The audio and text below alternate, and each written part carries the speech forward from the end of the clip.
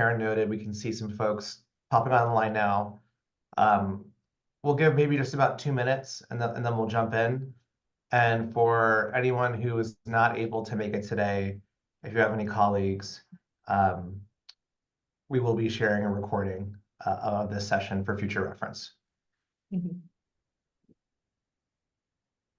Thanks, Liz. I see Liz from the Rural Heritage Museum. If you'd like to introduce yourself in our general chat, please feel free to do so. We'd love to see who's on the call.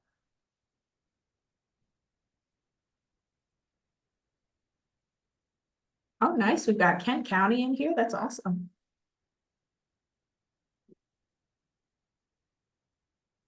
Hi, Tony. Good to see you.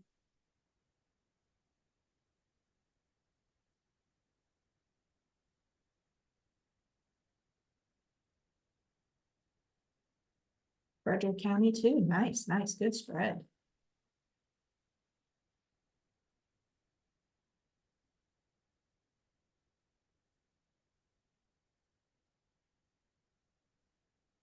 We're just going to give it 1 more minute and then we'll dive in. Perfect.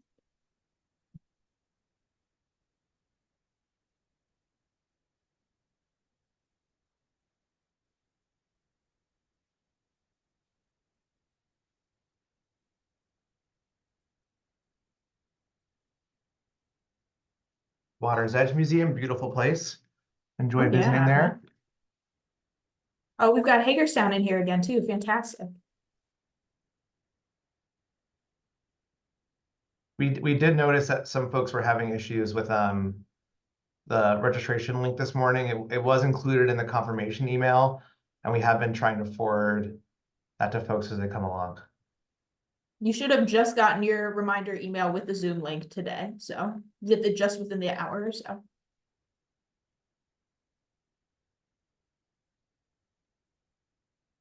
All right, Karen, do you want to bring up the presentation? We can kick things off. Yeah, absolutely.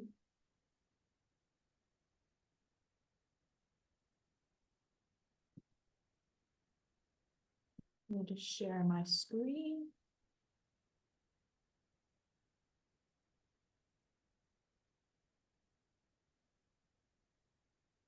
All right, perfect. Great.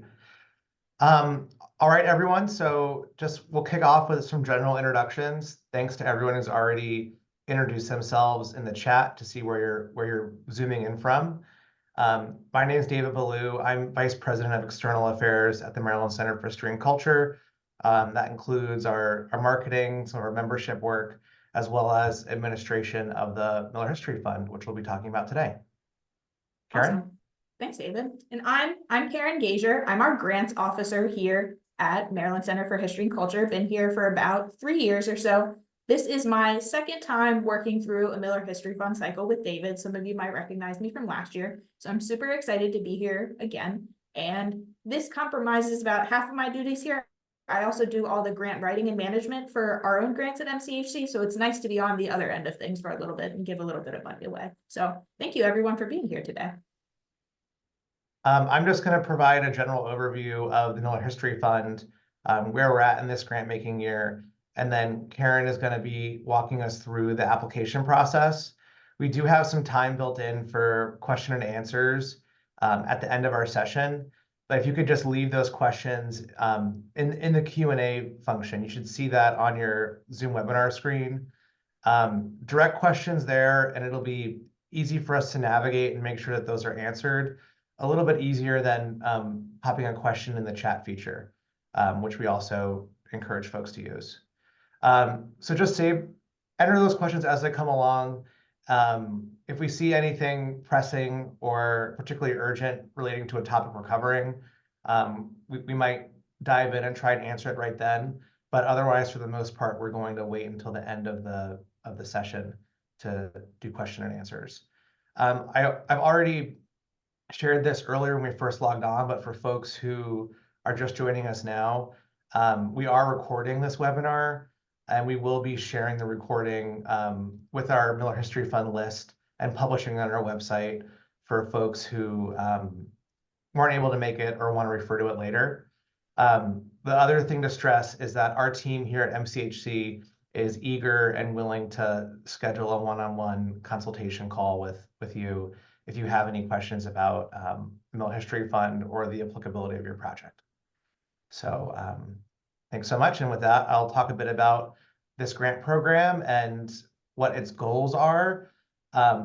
This is actually our 6th year operating the grant program. We started in a number of years ago, and you might remember it from then as the Pathways Grant Program. We renamed it to the Thomas V. Mike Miller History Fund in honor of the late Senate President Emeritus, who through an act of the legislature is the one who made this funding possible. So this is a reallocation of state funds that we receive from the Maryland Historical Trust through the Department of Planning that we re-grant out to other history organizations every year. The goal of this program, and I do want to note that it's the only program in Maryland that is especially designed to serve our historical collecting institutions, whether that's a gallery, library, archive, or museum. The real goal is to build the capacity of our public history sector, and we have a very broad definition of what that entails. It could be a marketing project, it could be a collections care initiative. It's really anything that is going to enable you to better serve your audience and better fulfill your mission in the long term. Karen, next slide.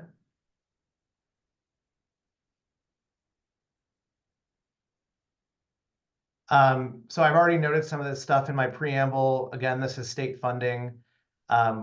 We really try to be very transparent and responsive stewards of the funds. And we do think that we've created a grant review and reception process that I think really ensures that this is a responsive program that's leveraging a lot of current thinking and expertise in the sector.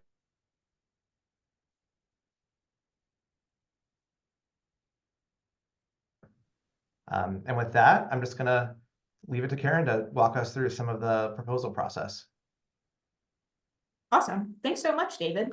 So we're going to kick off here with our important dates for this cycle. These are also on our Miller History Fund webpage on MCHC's website as well. If you're also signed up for our Miller History Fund email list, which I'd also definitely recommend, that way you can get pertinent updates, you've also received these dates as well. So we originally published our guidelines for this cycle earlier in September to make sure everybody had enough time to look them over, decide on their eligibility, get their project together, etc. Today is obviously our virtual applicant web shuttle, so thank you again for coming. The next most important deadline for everyone is going to be November 8th. That's a Friday. That's when your letters of intent are due. So we wanted to make sure that we put enough buffer time between the webinar and the LOI date to make sure you had enough time to schedule a consultation, ask any questions, get a little bit deeper into your project before you get into the full application. The full application is due December 6th. That's also a Friday there. We wanted to make sure we know everybody has end of calendar year deadlines, us included. So we wanted to make sure we had enough time for everybody to get a nice competitive application and contact all your contacts, things like that. We anticipate making award announcements in February. Usually our panelist review process takes place over a couple weeks in January. So we're hoping to have a formal announcement in February. Look for that email then. And then your grant period will start at the earliest on April 1st, 2025. So any projects that you're planning, make sure you have that April 1st, 2025 date in, because that's when your projects can officially start. So let's get into eligibility. So you have your important dates, you know, when everything's due. Are you eligible for a Miller History Fund grant? So the big core component there is going to make sure in order to be eligible for these grants, your organization will need to steward and interpret historical collections as a core part of your mission activities. That's something that's newer in the past couple of years. Previously, we did not require you to be a collecting institution, but now you have to be eligible, just to make sure that we want to make sure the monies that we have are really going towards stewarding those historical collections and making them available for the future there. And a historical collection does not need to be what you would normally think of the traditional definition of collections there. It can be something like a book or a manuscript, definitely photographs, sound recordings, especially oral history recordings. Even though they're not a physical collection, we still consider that a collection under this umbrella. Moving images too, we've had several moving image archives apply and be successful for this initiative. If you have any archaeological or ethnographic artifacts, art, historical objects, any sort of culture in that way that has a connection to the diverse history and culture of Maryland there. So first and foremost, you must be a collecting institution. If you have any questions there about your collection or what qualifies as a collection, definitely reach out to us too. A lot of people too, when they think of historic collections, think that it needs to be really old to qualify. That's not always the case. If you have a sound recording or a moving image or an oral history that was just recorded, say 5-10 years ago, that still counts as a historical collection. Again, you have any questions in that regard, definitely reach out to us. So first and foremost, you must be a collecting institution. You must also be either a government agency or an incorporated nonprofit organization. You must be in good standing with the state of Maryland, and you must be in operation for a minimum of 2 years. So we want to make sure you have a permanent presence in Maryland, that you've been here, that all your financial necessities are all good to go. You're in good standing with the state of Maryland. All of that is required for eligibility.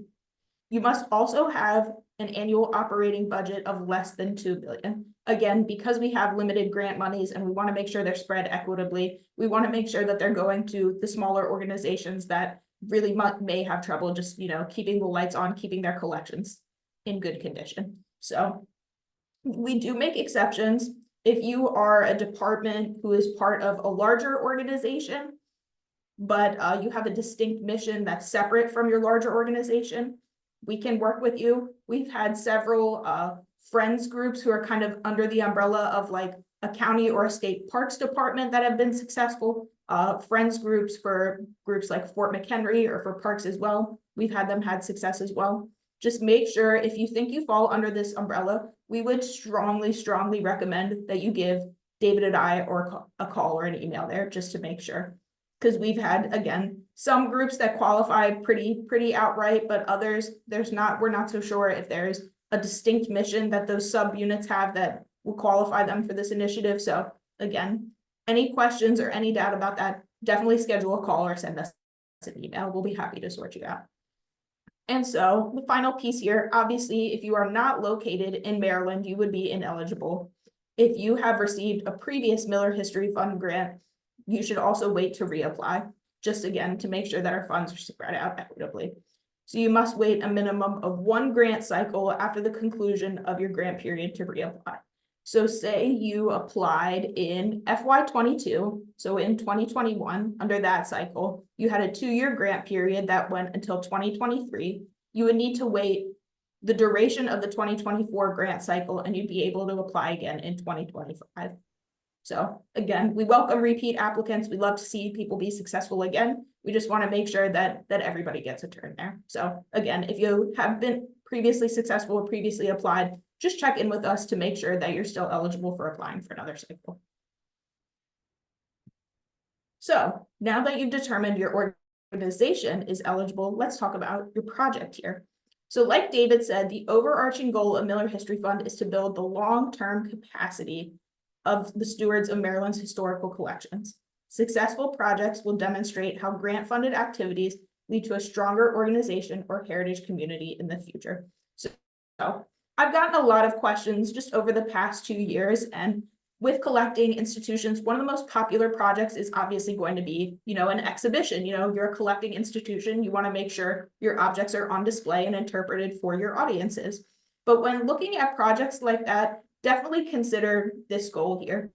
Is this exhibition going to build new audiences? Is it going to really further your mission? Or is it just kind of a one-off initiative there? We're really looking for projects that are going to be, even though your project period is only 2 years, we're really looking at projects that are going to build the long-term capacity of your organization, make you better able to reach new audiences, to serve the audiences that you currently bring in, and just to make sure that your collection is available for folks for years and years to come there. So definitely a big thing to keep in mind there. Is your project sort of a one-off that's really only going to be a couple months long? Or is this something that's going to be involved in your mission and is going to build you out for the long term there? So definitely something to keep in mind. In that vein, we definitely encourage folks to secure outside expertise, demonstrating your record of success in your project area. that can come in the form of organizational partnerships or procurement of consultant services. So especially if you're reaching out in your network to other folks to help with your project, you're welcome and encouraged to do that.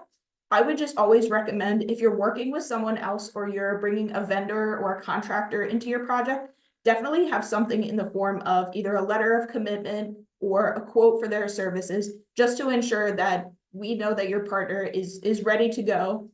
The goals have been identified and they're going to be committed to your project there. So definitely welcome expertise or outside expertise into your project. Just make sure that you have records of that to submit alongside your application. That's going to make you very competitive. So here are a couple of examples of eligible projects, and just disclaimer, this list is not exhaustive. If you have any questions about project ideas, again, please schedule a call with David or I. Send us an email. We're happy to discuss further. So this is just a little list of things that we've seen in the past and that have been really successful. Marketing initiatives, especially if they're targeting a new exhibition, a new interpretive framework, a new goal that your organization is trying to reach, if you're expanding that way. Strategic planning is another one too, that's always going to support your organization for the long term. Professional development for staff and volunteers is another good one, that you're meeting a need that your organization has and that you're building on that so that your staff are better equipped to serve their audiences. Collection stewardship, obviously a big one there. Digitization projects are also really, really in vogue right now. Everybody wants their collections to be accessible. Digitization is a really, really great way to do that. Definitely encourage that. A campaign or fundraising feasibility study. If you're looking, you've already, targeted an area in your organization that you think needs fundraising or that needs work over the next couple of years. If you're just sort of looking to, what is my campaign doing? Are our goals feasible? We could definitely fund that. Sustaining public programs or exhibitions that build new audiences. Again, making sure those efforts are not sort of a one-off or something really quick there. They're building new audiences, they're building your capacity. Or a new interpretive framework for a permanent exhibition. So something that's already there, but you're reinterpreting to sort of get new perspectives and bring new audiences in that way. So again, just a sampling of some eligible projects, not exhaustive. If you have any questions, definitely contact us. And with the eligible projects, we also want to make a note about our ineligible projects here. So first and foremost, capacity building projects for heritage organizations that do not steward a historical collection as part of their primary mission. So again, you have to be a collecting institution to be eligible. Capital projects like building maintenance, new construction, historic preservation. We don't fund any capital projects with Miller History Fund. We do in some cases, and correct me if I'm wrong, David, I believe in order to be considered capital, the structure that you are looking to building has to be in existence, I think, for 10 years or more to be considered capital. If you're looking for something like temporary shelving for a collection or something smaller like that, that wouldn't be considered heavy equipment or capital construction there, that would be an allowable expense. We're just not funding anything that's new permanent structures, if that makes sense. And so again, into the next bullet point too, capital planning projects that are not directly related to collections, facilities, and care. Again, contact us if your project is in that area, but just making sure we're not building out any permanent structures there. And then we also do not fund general operating support requests as well. So again, any questions about whether or not your project idea is eligible, shout out a question, contact us. We are happy to help. Okay, so let's talk about the award range and funding restrictions as well. So we usually make around 10 to 12 awards a year. Your award maximum is 20,000 and the minimum is 10,000. Even if you're on sort of a borderline, if you're looking at like, oh, my project could cost 19,000 or it could cost 18,000, we definitely encourage you to shoot for that 20,000. There are no matching funds required. I know previously, if you've been in cycles in the past, we gave bonus points for folks who had matching funds allocated. We no longer do that. We know it can be a struggle sometimes to find matching funds, especially if you're working on a tight deadline too. So no matching funds are required anymore. And while we don't support existing staff salaries, up to 25% of your award may be directed towards general, indirect, or staffing costs there. So we don't outright fund general operating support requests, but 25% of your award can go towards staff time to your project or indirect costs or something similar there. And if you have any questions throughout your project, if you need to move a line item or if you need to adjust things at any time, definitely reach out to us. We're happy, we're flexible. We always want folks to be successful. We know things can change a little bit as things goes on. So just let us know if any line items in your budget change. And the submission portal, all of your materials in addition to your draft application, everything like that, are all available on our website, which I'll click on here for everyone. So here's our webpage. We have a list of all the past award winners right here. So if you have any questions about what projects were funded in the past, that is all of our historical winners right there. We have our important funding dates, just like we promised. And then right at the bottom here, we have the guidelines. We have a draft application for you, just in case you want to take a look before you submit anything. We have our budget template there, which you are required to use. That's available there. And then the link to submit your LOI is right there as well. So everything is here. The link to also sign up for our email list is here too, that I mentioned earlier. If you want to get any updates throughout the year or hear what other grantees are doing, I definitely recommend signing up. And then if you have a question, this is where you can contact David and I right here. It's grants@mdhistory.org. So anytime you have a question, anything like that, please email us. So all your resources are right there. And then you can also directly access the link to the LOI and the full application through mdhistory.submittable.com. Submittable is a platform that we've been using for a couple years now. We always welcome feedback on it. We've gotten mostly good feedback in the past, but if you have any trouble with Submittable at all, please let us know. We're always looking for new options, new platforms. One thing I will tell everybody up front, because we have had some questions and concerns in the past, definitely make sure that your email spam blocker is not blocking emails from Submittable. We do a lot of direct communications about, receipt of your LOI, receipt of your full application, especially any updates that'll come through about reporting and things like that. We send emails through the Submittable system. Definitely make sure that your email is set to receive emails from Submittable, just so you're up to date on everything pertinent as far as receipt emails, report reminders, all fun things like that. And then once you submit, you'll get a little email just like this. It'll say, thank you for submitting your LOI. We're reviewing your project. We'll reach out to you if we have any questions. You'll also get a direct link to the full application in that email as well. And then again, the grants@mdhistory.org email in case you have any questions. So just an example of a submittable communication, what that looks like, what you can expect. And then after all that fun stuff is done, you've submitted your LOI, you've submitted your application. Let's talk about the award determination process. So like David mentioned earlier, the fund is designed to mitigate bias and prevent transparent feedback to applicants that help strengthen their organization and future applications. Proposals will be evaluated competitively by a rotating third-party grant panel made of industry experts from Maryland and neighborhood states. So nor David nor I know any employee at MCHC will ever make funding decisions. We're here to administer the fund. We're here to make sure that we're compliant with regulations and everything. But David and I are never going to make the actual funding decisions there. The panelists that we recruit, again, we have some folks that are in the arts and culture community in Maryland, so they know the scope of the scene, they know what to expect, they know the challenges that the sector is having. But we also recruit folks from neighboring states like PA, New Jersey, Virginia, just to make sure too that we're eliminating that level of bias too. And if any panelists have ever had any previous associations with any organizations that are submitting applications, we will ask them to recuse themselves for that process too. So that way everything is transparent. We minimize our bias there so that there are no conflicts of interest. So there's nothing to worry about that.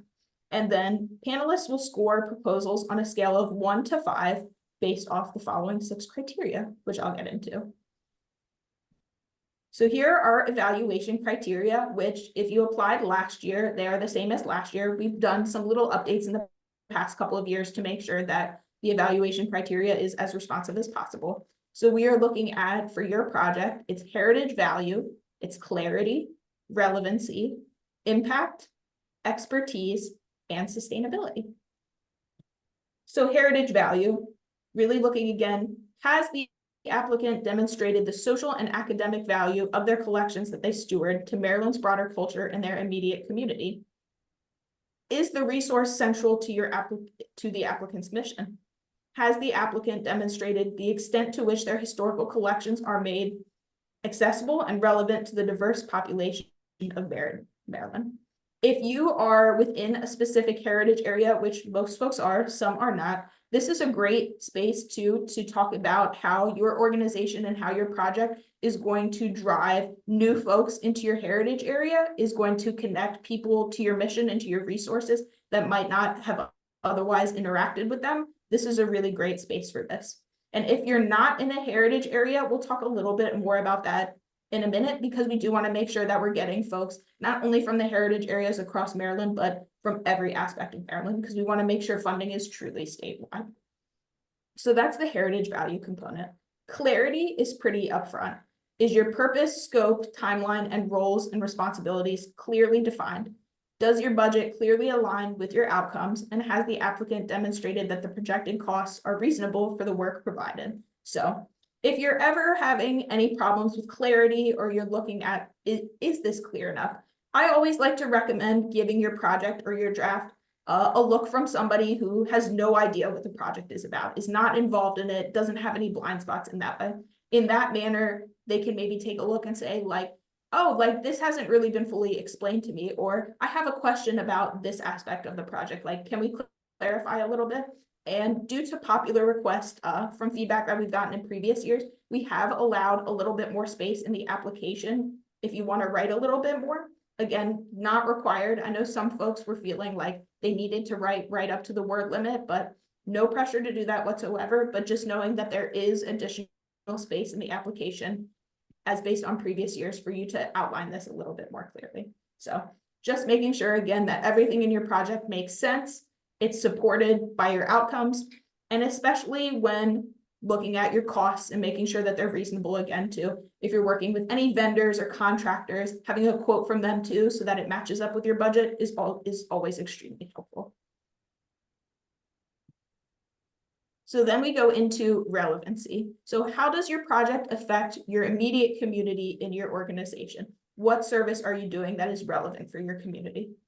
Does it align with or complement an ongoing public initiative? Is the proposed project time sensitive? Is it something that needs to happen right now? Is your collection in peril right now? Is this a resource that needs to be leveraged right now to help with an ongoing initiative?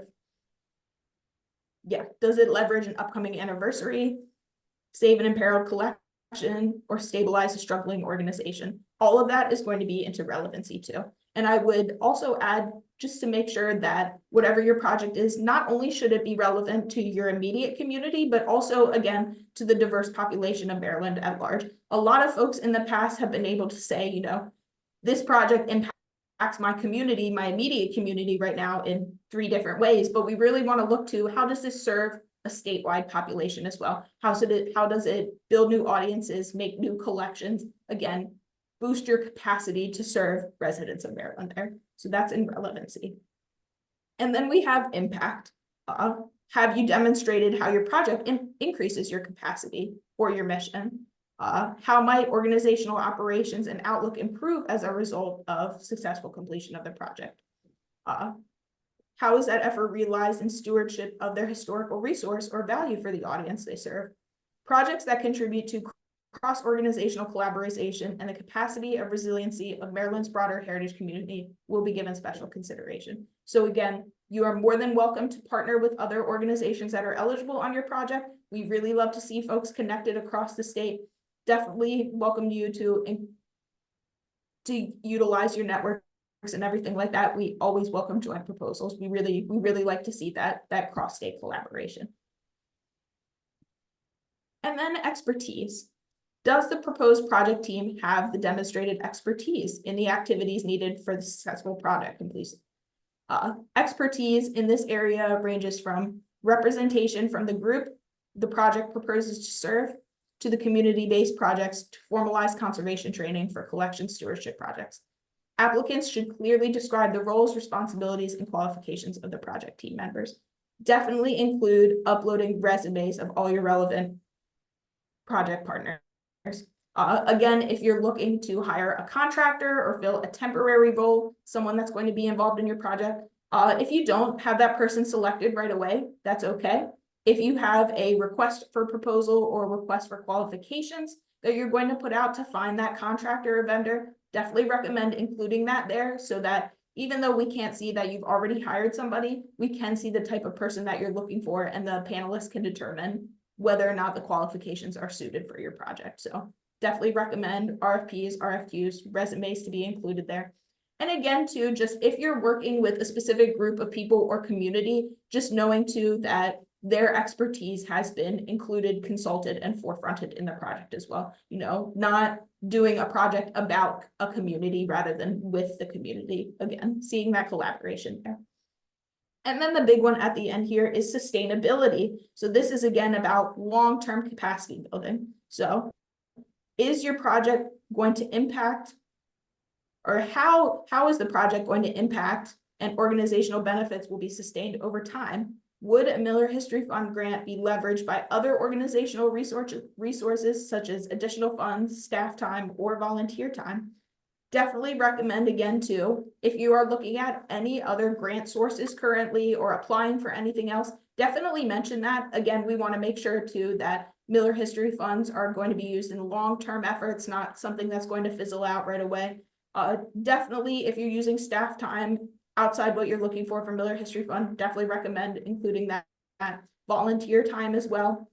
And again, if any staff or volunteers are really going to be core members of your project team too, always good to put their resumes in there. As much documentation you can give, the better. And then we get to the fun part, which is bonus points. So you can get bonus points outside of those criteria under 2 conditions. So there's a possibility for up to 4 bonus points. So the first 2 would be for geographic reach.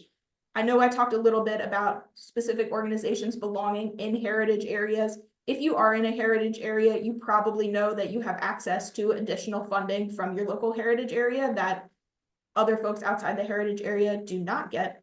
So if you are outside of a heritage area or you are underrepresented, you haven't, your county has not received previous funding from Miller History Fund, you can receive up to 2 bonus points. Those priority counties, home to organizations that have not yet received funding, are not in heritage areas, include areas of Allegheny, Calvert, Cecil, Charles, Garrett, Kent, Queen Anne's, Somerset, Talbot, and Wacomico. So, and again, this slide will be available for you later if you want to take a picture or anything like that, but definitely keep that in mind. If you have any folks in those counties too who are not here today but are kind of interested in applying, definitely encourage them to reach out. We really, again, just trying to make this a statewide effort. We want to make sure that we're distributing funds all across Maryland to all the good projects that everybody has. And then our other 2 bonus points can come from support of the semi-quincentennial commemoration in 2026. So I'm sure, I was to say, we at MCHC have been a buzz about it for the past year, so I'm sure a lot of other folks are as too. The 250th anniversary of the American Revolution is coming up in 2026, and it is a really great opportunity to advance Maryland's public history, engage the public, and conserve and serve collections from the earliest years in our nation. It's also an opportunity to commemorate and explore voices and stories from the era that have previously not been included or hidden from the traditional narrative of the Revolution. You know, I'm sure all of us have heard the George Washington version of 1776 that we're all taught in elementary and middle school, but really one of the goals of this 250th anniversary is to look at the Revolution from different perspectives, especially to forefront stories that have not been told previously. So any projects in that area, definitely welcome to apply. You are eligible for some bonus points there. And then that period too is just inclusive of historical collections from the early American period. For the purposes of this grant, that's defined as predating 1830, inclusive of pre-contact, colonial, revolutionary, and early republic periods of our nation. So if you're unsure about whether or not your collection qualifies as related to the 250th there, definitely reach out and give us a call there. But this is something that is happening across our state and across the nation too, as we're preparing for the 250th in 2026. So definitely encourage projects in that area too. Again, that's if you are in an underrepresented county or have not received funding previously, and you have a project that's about the 250th, you could be eligible for up to 4 bonus points there. So always good to keep in mind. Definitely use your advantages there. And then funding determinations again. A perfect scoring application could receive 34 points with a score of 5 in each of the 6 evaluation categories and 4 bonus points. They're going to be scored by our panelists on a curve and the availability of funds. Applications will be ranked depending on their scoring and everything. And applicants will have access to their final scores, as well as consolidated narrative feedback provided by panelists after they're reviewed. So that's something we've gotten really great feedback on in the past. That's something we're going to continue. We plan to continue for the future. We always try to give everybody feedback, whether or not you were successful as or not. And again, too, if you want to schedule a consultation call afterwards to discuss your feedback too, we're always happy to do that too. Really want to set folks up for it, even if you don't get the grant this year, that we can set you up for success in future years too. And so this is just a little list of resources that me and David have used personally over the course of the years. They're really, really relevant right now, especially for the 250th. So the American Association of State and Local History has a whole field guide for the 250th with a lot of pertinent themes and relative questions to explore as we look towards the anniversary. That's a really good one. The Institute of Museum and Library Services also has a Heritage Health Information Survey that shows you data about the heritage sector across the nation. That's from a federal agency. And then the Maryland Museum Association too also has some really, really good resources there. And if you're looking for other grant funding, maybe if this isn't a fit for you or you are looking for other efforts, you could also find them there. All really, really good resources. I definitely encourage you to use. And now we're at the question portion here. So I'm going to turn things over to David. We can go through our Q&A. And again, too, do not hesitate to contact us. The email is grants@mdhistory.org. I can also drop it in the chat. We're here to help. We're here to walk you through. If you have any questions, concerns, accessibility issues, please reach out to us. We are always happy to help. Sure. Thanks so much, Karen. I did answer a few questions as they came along that were easier to get to. I'm seeing a theme. Right now we have 3, so feel free to drop in other questions as they come up. I am seeing a theme, I think, asking us to define capacity building a little more in detail. And I think the first question we have from an applicant about kiosks in their gallery could be an instructive example to talk about. Capacity building, we have a very intentionally broad definition of what that means. But I think Karen made an important distinction in noting that we're less interested in funding one-time investments or events or occurrences unless the applicant is making the case and how that's going to enhance their mission activities, enhance their audience or financial well-being in the long term. So, you know, a number of historic sites or museums might produce, 3 to 4 exhibitions each year or 9 to 10 public programs.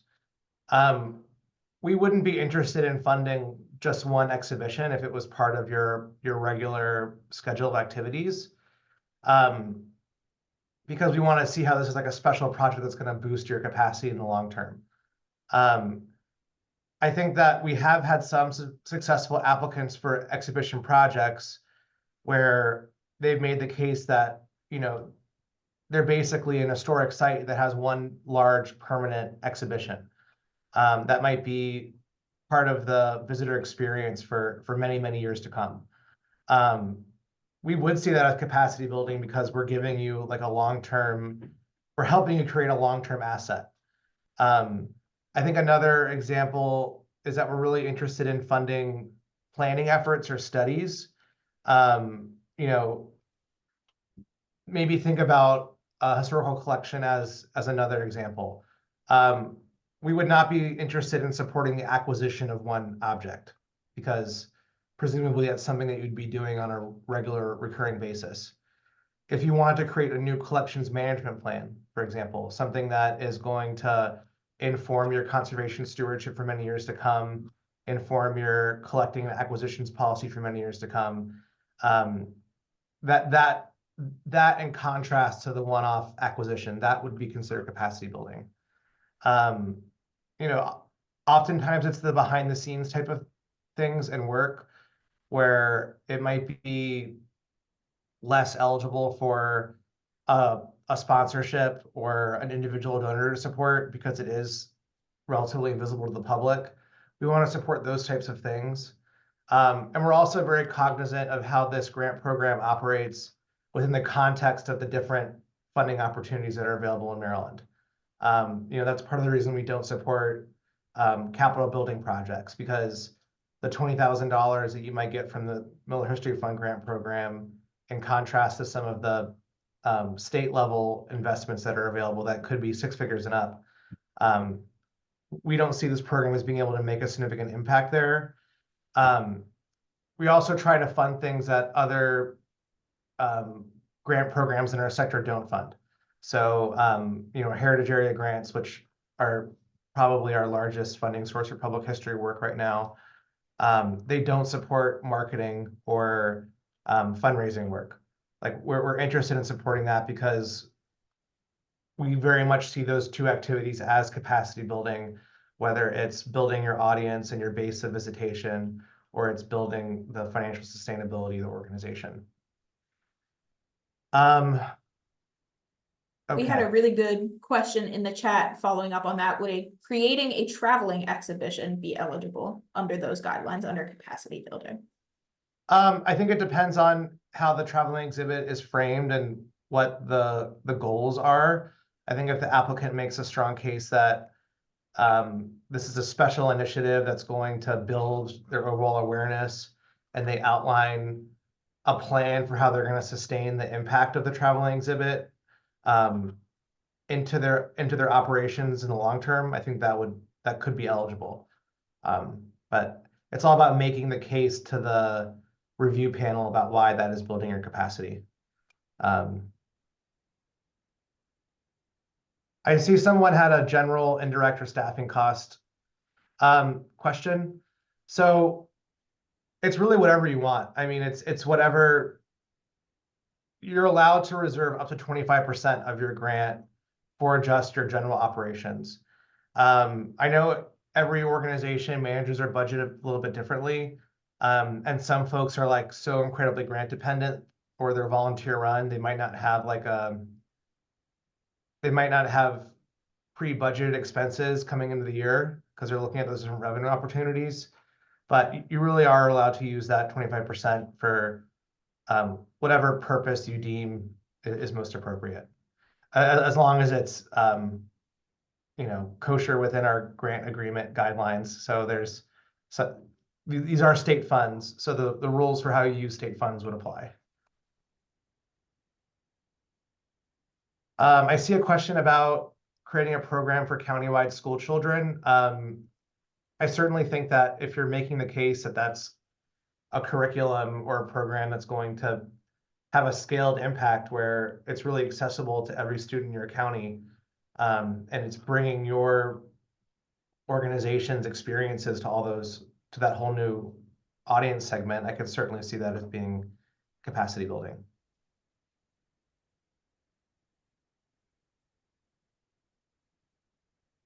So I've answered all the questions that have popped up. Is there anything else? If there's a very specific question that's about your particular project or organization, it might be better to answer offline. And Karen did note that the grants@mdhistory.org email is going to reach both of us, and we're able to respond to those as they come along. David, I did see one more question.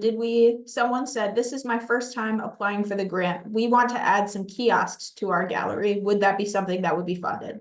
So I think that's, again, a question of what purpose the kiosks are serving. Is this building your overall capacity? Is it extending your ability to reach new audiences, to connect different folks to your resources that haven't previously been able to? If you can make that case that that would be capacity building, then we could definitely talk about it.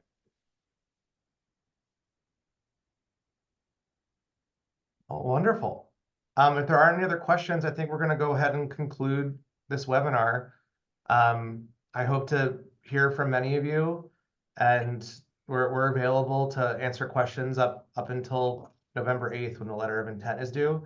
We're still available to answer questions after that deadline, as you're advancing to the full grant proposal. And we'll be sending some regular communications out. So typically the way communications here work is we'll be using our General Miller History Fund interest list to send out updates about important deadlines and other resources. And then once the letter of intent deadline passes, we'll be using our internal list from Submittable, so we're able to just talk to those active applicants. So as you're progressing through, just make sure that you whitelist submittable emails or emails from MD History, so you're making sure you receive our communications. And again, too, if you want to view this webinar again, if you want to share it with any of your friends, anybody who else would also be interested in applying, we're going to clean this recording up and hopefully have it available to you within the next week or so. So that'll be posted on our webpage with all our other resources. So keep an eye out for that if you want to reference this again. All right, thank you all very much. Thank you, everyone. Appreciate you coming.